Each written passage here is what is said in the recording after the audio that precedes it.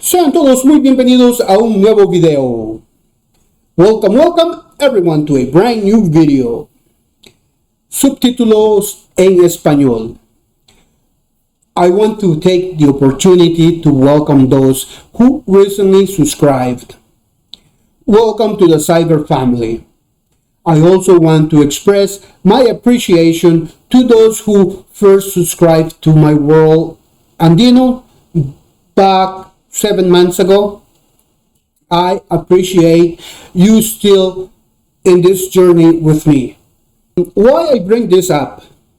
In a few months, we will be celebrating our first anniversary. Very happy about that. Don't forget to share the link to this channel on all social media you may be part of. Please do me that favor. I will continue to find topics that are worth knowing and matter to our everyday life. But let's get back to topic. So, the last 6 years of Venezuela political turmoil. In the next few seconds, I will clarify why it seems that we only hear one perspective about events happening in South America. It takes people like me to say for us, citizens in the Western Hemisphere, to get to know the whole story. Governments from around the world, given thanks to social media, now we get to know their opinions on events taking place in their side of the planet. Before, Western institutions, governments, and Western media used to put words in their mouth. Let us not forget Julian Assanje, his crime to open the eyes of the world about NATO's in other areas of the planet. Let's get back to topic. The number of people writing about Venezuela is small. They make their base on Venezuela. It makes sound great. Food on the ground, you say. But it isn't when the journalist lives confined in a gated community in East Caracas with the luxury of having chauffeurs.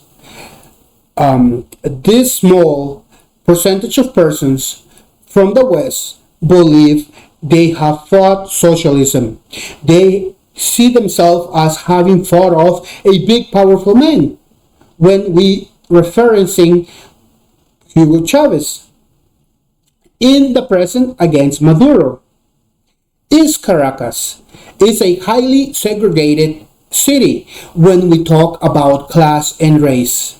When the journalist groups arrive in Caracas, they go directly or straight to the bubble luxury communities with armed guards and high wire fences.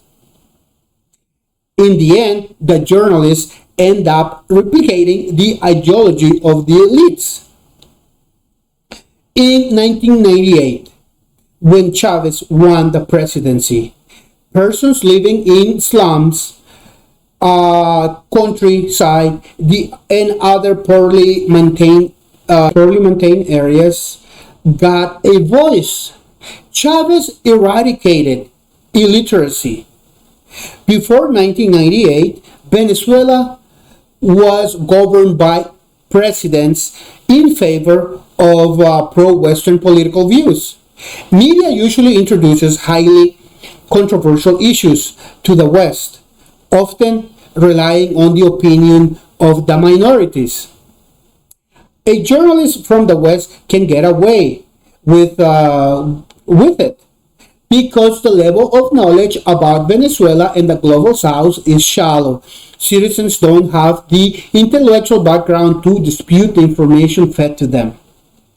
In the West, we end up getting propaganda disguised as news. At the end, we start to believe what we hear from our best friend, TV.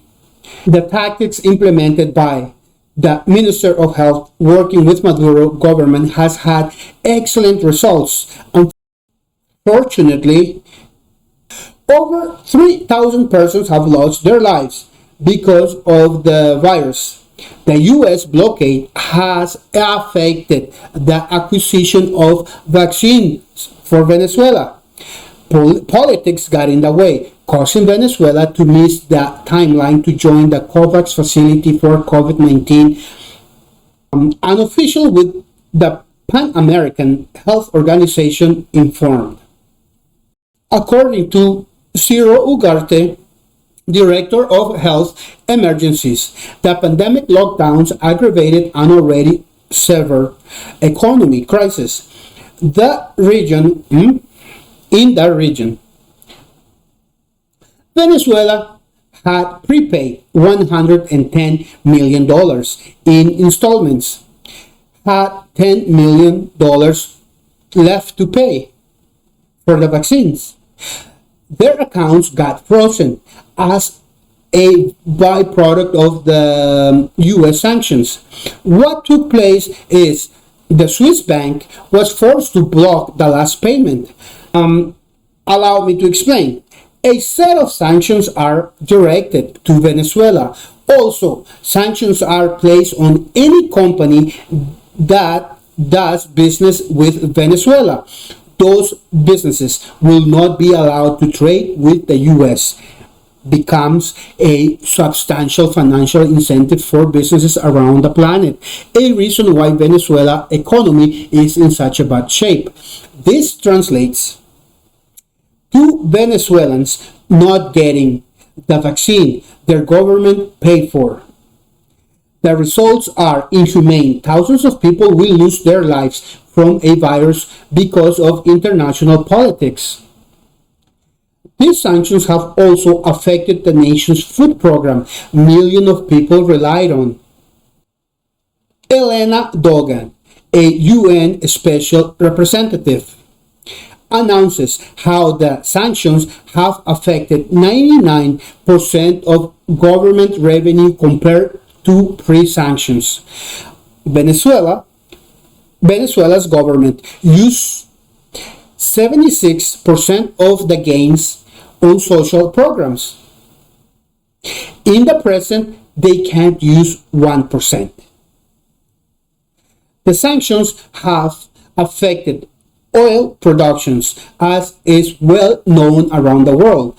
Persons who enjoy news from BBC, NBC, CNN, etc., have preconceptions that it is President Maduro's fault.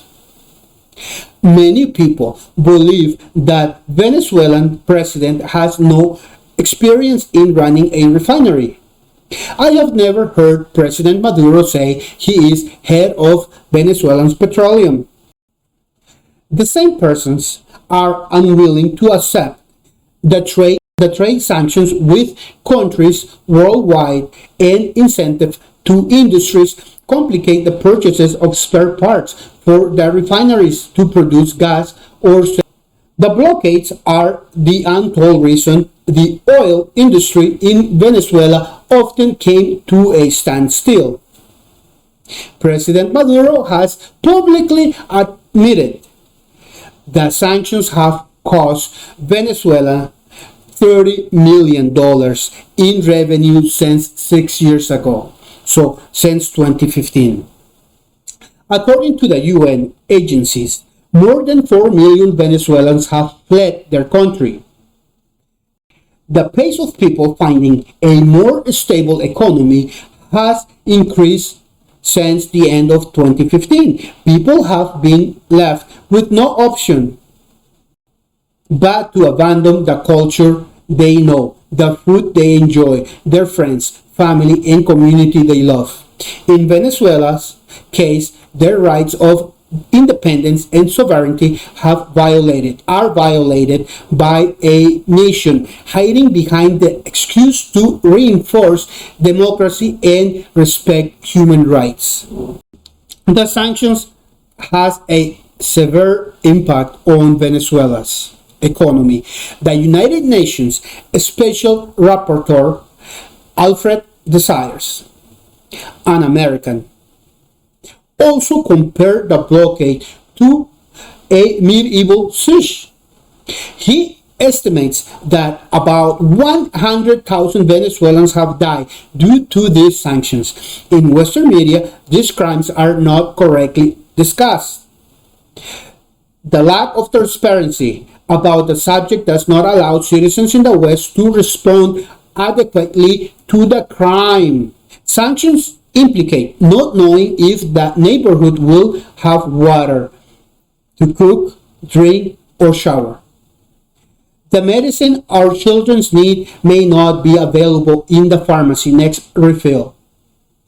The unavailability of treatment for cancer, diabetes, has caused thousands of deaths. Also means not knowing if public transit will be running the following day because of the lack of petroleum. Western governments relied on criminal sanctions to push citizens to overthrow Maduro, a government the U.S. does not like. During the 2000s, the Chavistas government with health, education, and nutrition programs helped prolong people's life expectancy and overall quality of life. Citizens of Venezuela still remember and want to support Maduro administrations to return to the good old days. These are the reason why Venezuelans have not turned against Maduro. Citizens have a clear understanding of who to blame for the sanctions. By the end of November, Venezuela is having elections. The president of the CNE detail at the moment the organization registers 42 organizations with national political purposes and 64 of the regional, which promotes a democratic environment and young people who are already registered and want to update their data to do. They have until July 15th. On the other hand, the CNE's Twitter account specifies that up to June 28th, 826,756 people have registered to participate, of which 256,756 are new registrants. Let's remember that Chavistas have lost 2 elections during the last 24 years.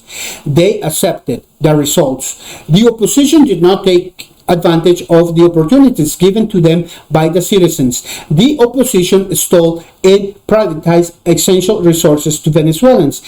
In the very next election, the Chavistas, or PSUV, United Socialist Party of Venezuela, returned to power. Ever since, Venezuelans are unwilling to allow the opposition or the right-wing party to reach the presidential chair. The current president of the U.S. continues to support the self-proclaimed President Juan Guaido. I need to clarify that EU 27 no longer recognizes Juan Guaido as president of Venezuela. The only nation in Europe that supports Juan Guaido is Britain. The other 2 nations that support Guaido are Israel and US. Juan Guaido has become an extremely unpopular figure in the country. The North American regime continually pushes for an extreme version of regime change in Venezuela instead of a democratic one.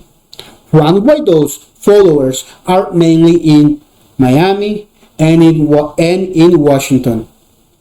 The opposition has not been able to build a followers base within Venezuela. A large section of the opposition does not trust Guaido. He is accused of corruption within his party. Venezuelans who are not in favor of Maduro do not appreciate Guaido's strong favoritism of sanctions. Opposition followers have also been affected by sanctions, affecting every Venezuelan equally. We are seeing positive things happening in Latin America. A new wave of socialism presidents is taking place in Latin America. So my friends, we have reached the end of this video. Thank you so much for reaching this point of the video. Don't forget to subscribe, don't forget to share, and at the same time, don't forget to be there for someone in your community, as you might be the only one who does. Until next video, my friends. Ciao, ciao for now.